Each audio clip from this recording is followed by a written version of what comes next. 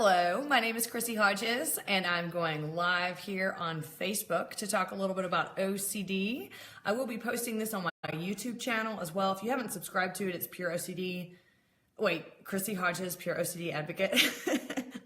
And there I also post videos about OCD, particularly the type of OCD that has sexual, violent, blasphemous, intrusive thoughts, often referred to by the nickname Pure Ocd.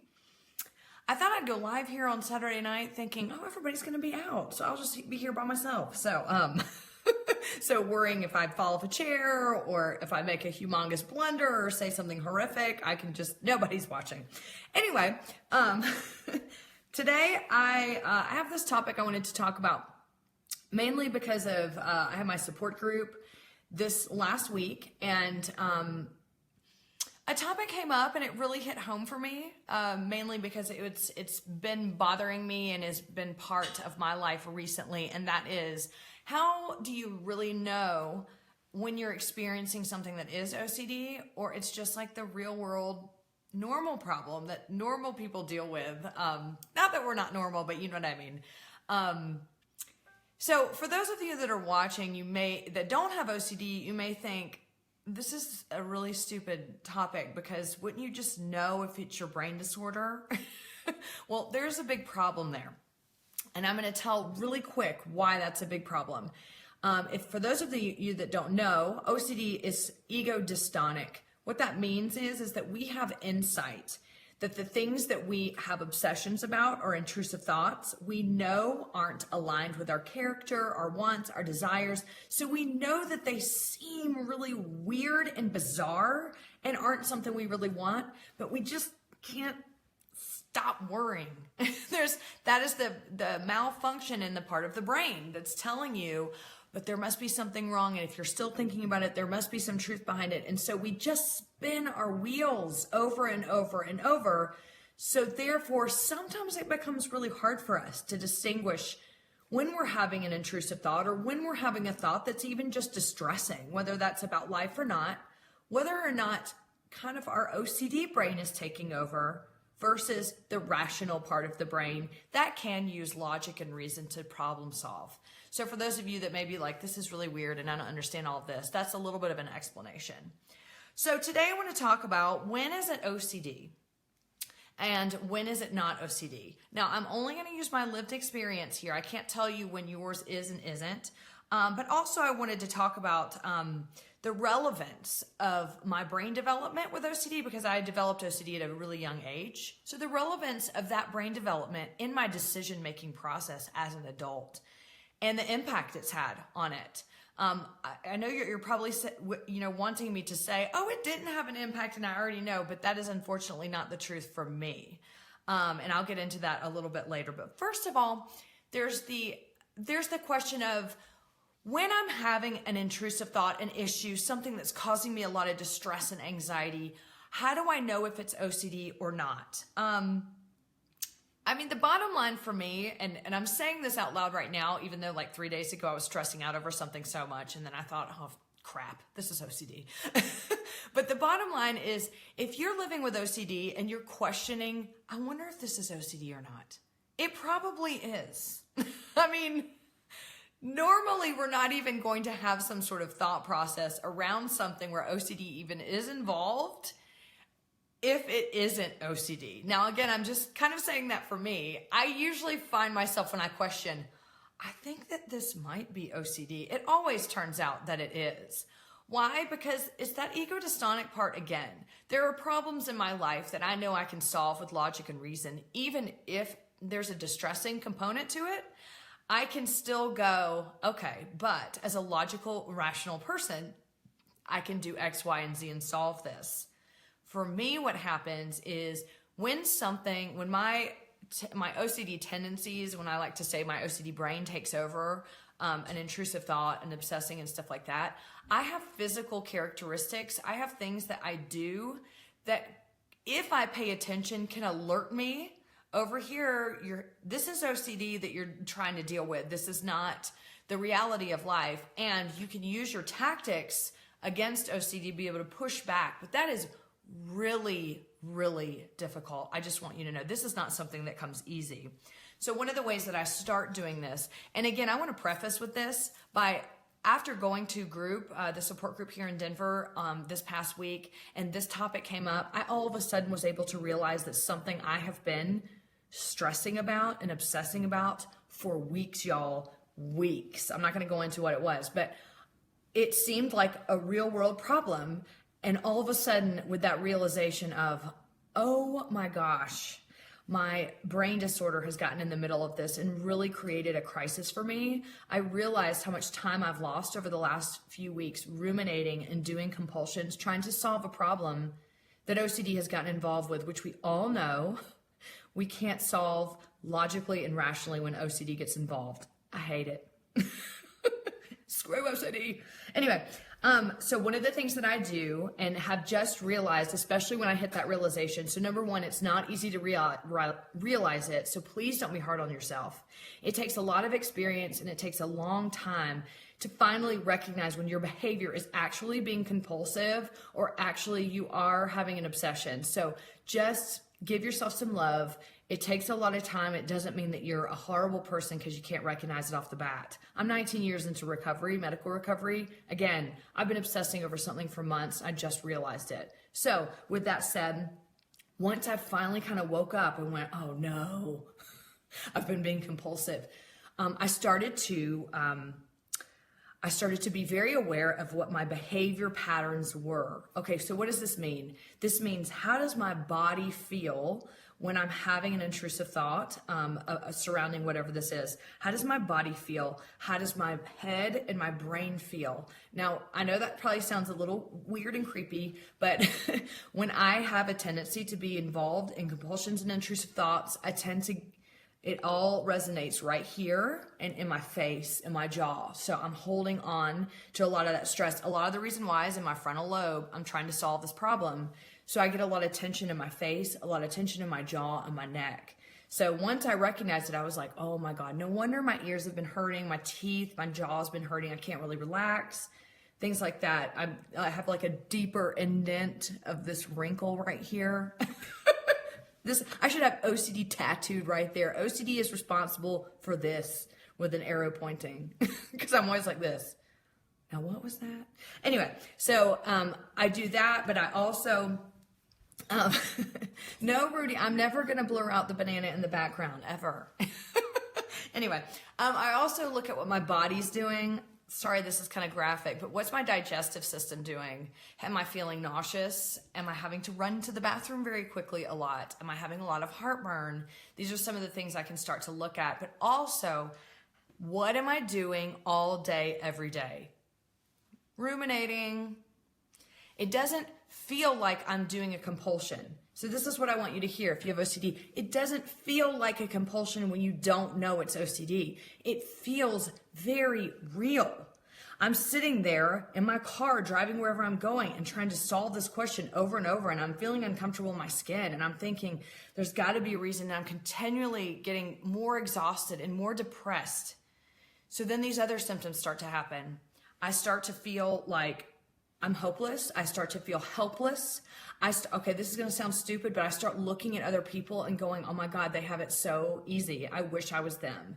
So I start to catastrophize things. If only I didn't have this problem, if this thought, then everything would be better. That is a huge indication for me. Girl, this is OCD. This is not you. I start doing like comparative lives with other people. Well, oh my God, if I was them, I wouldn't have to worry about this. That's a huge problem for me when I'm getting in a cycle for OCD, because it really does feel like if I just didn't have this worry, everything would be okay. This is that black and white thinking that those of us with OCD have. If it wasn't this, then it would be this. If it wasn't this, then it would be this.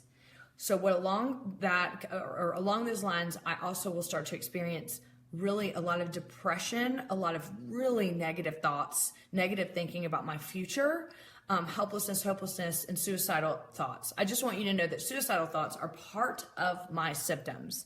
So I'm not saying that this is going to be for everybody. Not everybody's going to experience them, but for me, I do.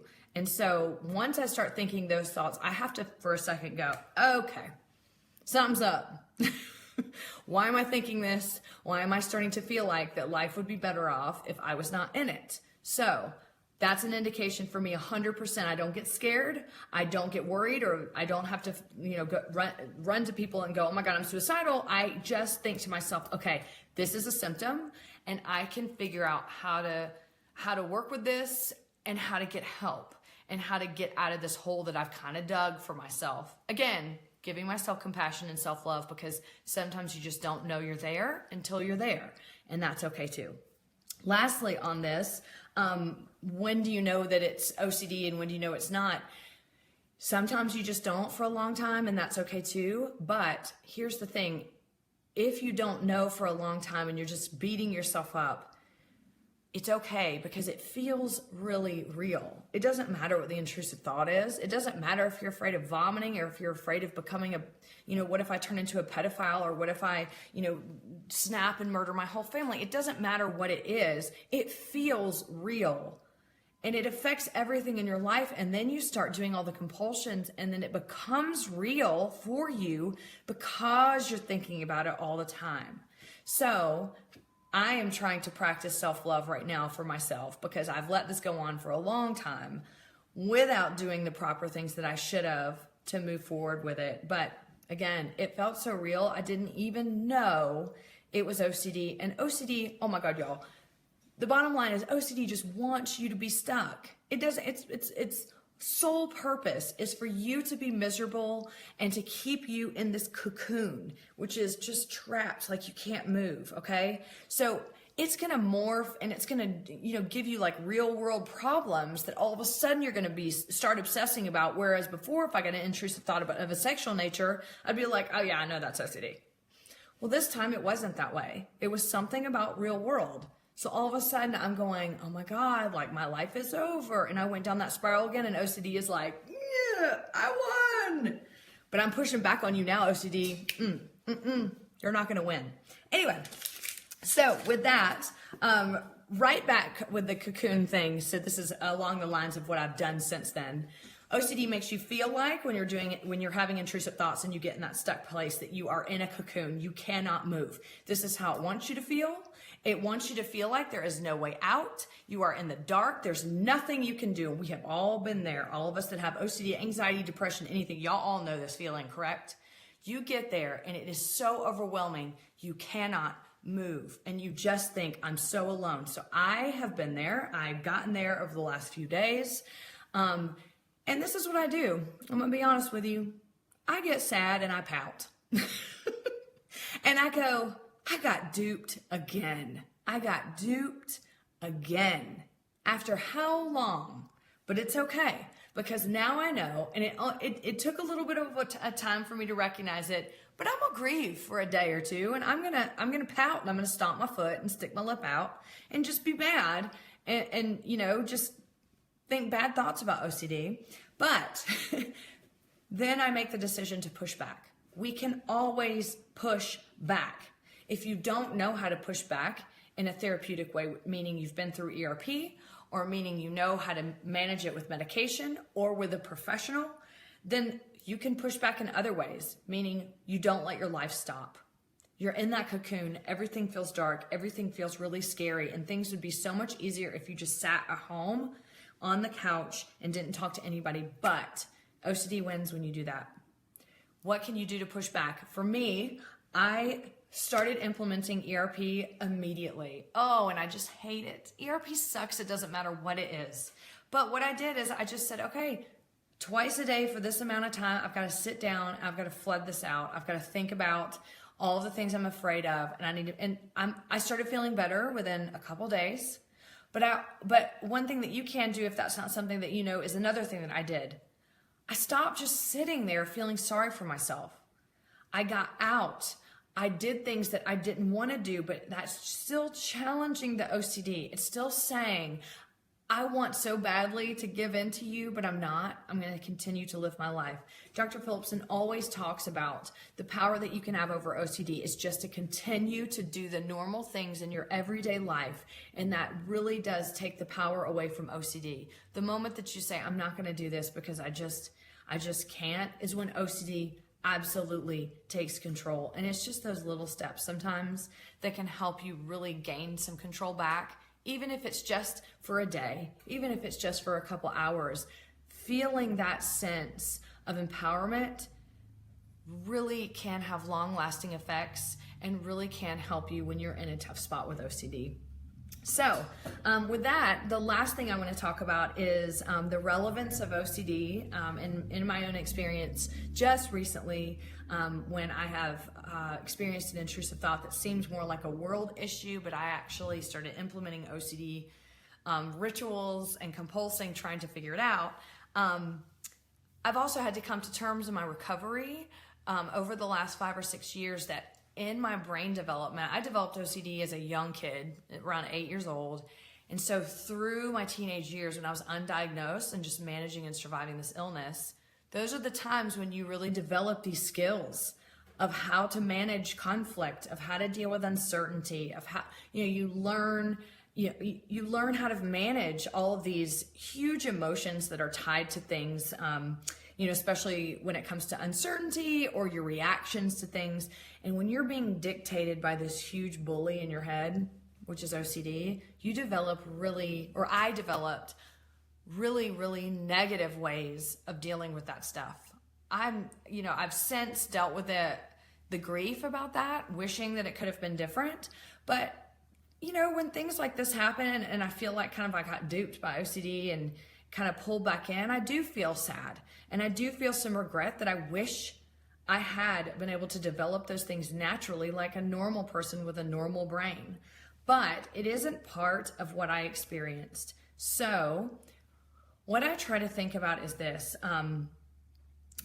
I am trained, because of developing OCD at a young age, to have black and white thinking. It's either over here or it's over there. There is no gray area. So I'm going to default to these. I'm going to always default to the two sides. I have to force myself in the middle. Always. It's always going to be that way.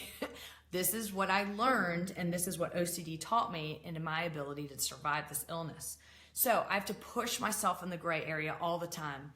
Maybe I'll be really happy. Maybe I won't be really happy, but I can sit in the middle and be okay. That's terrifying for me. And it's terrifying for a lot of people with OCD because we are so used to instant gratification. That's what compulsions do. A lot of people don't understand OCD just in the general population. They're like, oh, OCD, like you get a bad thought, you go wash your hands and it feels better. But those compulsions right there are instant gratification. Intrusive thoughts give us massive amounts of uncertainty, massive amounts of doubt and guilt and shame and everything else. And we do those compulsions to immediately get rid of all that negative. That's what we do. We go to the compulsion. We go to the compulsion over and over and over. And that's why people suffer for years. And then the compulsions stop working.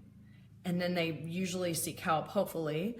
But during that time, before they seek appropriate treatment, you're digging a neural pathway over here. The way to solve the problems with uncertainty. What is the reaction you need to do when you're in black and white thinking and you're scared of the gray? You need instant gratification, instant gratification, instant gratification. And that's why in one of my latest videos when I talked about substance use, that's another piece of it. You need instant gratification. I can't feel this way. I need to have a glass of wine. It's going to make things a little bit better. The same way, oh my God, I'm having a horrible intrusive thought. I need to go ruminate, or I need to avoid that place because it's going to make things feel worse.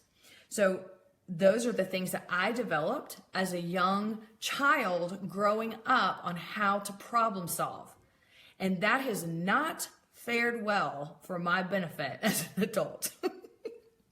And relationships and, a lot of scenarios. However, the beautiful thing and what I want to translate to you today is that just because it has bled over into all of our decision making doesn't mean it always has to be, doesn't mean that's how you are forever. Just like doing exposure response prevention, which is the evidence-based therapy for OCD, just like that can change your behavior and help you manage OCD, you can learn to change your behavior in everyday reality, every reaction you have, every time that you're in that uncertainty, every time you're faced with the gray area and you're scared. That's what I do now. Yeah, it does take me some time sometimes. And yeah, sometimes I pout and sometimes I get angry and I get sad, whatever. But still, I do know at the end of the day, there's always a different solution than what my brain's going to tell me I should do in order to get instant gratification. And that in itself is freeing, even though it seems like it's not going to be freeing, because doing a compulsion feels so much better momentarily. So a couple of the things that I do, I use my techniques that I learned from ERP when I get into this situation where I feel like I'm taken over with intrusive thoughts, whether that be for a normal everyday problem or something that's being controlled by OCD. I use my ERP techniques. I look at the what ifs and I say, well, maybe it will happen. I'll take the risk and live with the uncertainty. You know, all the things that ERP teaches us. Second, I ask for help. You know, I ask people in my life that understand OCD, go for peer support. This is what I do to help support people. So I can help people process things that they're dealing with. It is not therapy, but it is someone who just gets it and can help put people's stress into perspective, and then help empower them to choose what to do next. Whether that's reach out to a therapist, using the skills and techniques, or just busting out of that cocoon and starting to just live every day, not under this beast of an illness. And thirdly, I just go easy on myself. You know, I am a person that lives with a mental illness. I always will be for the rest of my life. It is part of how my brain developed. It is part of who I am as an adult. And it will always be a part of every decision that I make and everything that I do in my life. I have chosen to bring it along as something that is there and I don't ignore anymore. I don't avoid, and I invite, like I always say to a lot of my clients, I invite it in for tea or coffee or wine, whichever it wants at that moment. And I make room for it to be there. And just know that I do the best that I can at any given time, and I just try to manage the symptoms as they come up. So, just to echo what I said earlier, this is not uncommon for you to not know what OCD is sometimes and what it's not. But please don't think that this is a reflection of who you are. This is a lifelong struggle. And sometimes it just takes a little while to understand all the new tricks that it's going to play on you. But that is not a reflection of how strong and resilient you are and what a wonderful person you are, and the fact that you're continuing every day to get up and fight this illness and live the best life that you know how. Remember, recovery is a journey. There isn't a finish line, and it is not a race. It is not a race to get to the end of that journey. So hopefully we can all experience every day together and learn and grow. And I hope that that's what this video is able to bring to you today, a little bit of insight into my life. And hopefully if you're struggling with something with OCD and you're worried about whether it is or whether it isn't, this may be able to shed some light on that. Anyway, thank you again for joining me. My name is Chrissy. I'm the author of Pure Ocd, The Invisible Side of Obsessive Compulsive Disorder, and you can check out more of my YouTube videos at Chrissy Hodges, Pure OCD Advocate. If you're interested in peer support or referrals for OCD therapists, check out my website at chrissyhodges.com. And thank you for being here. Happy Saturday night.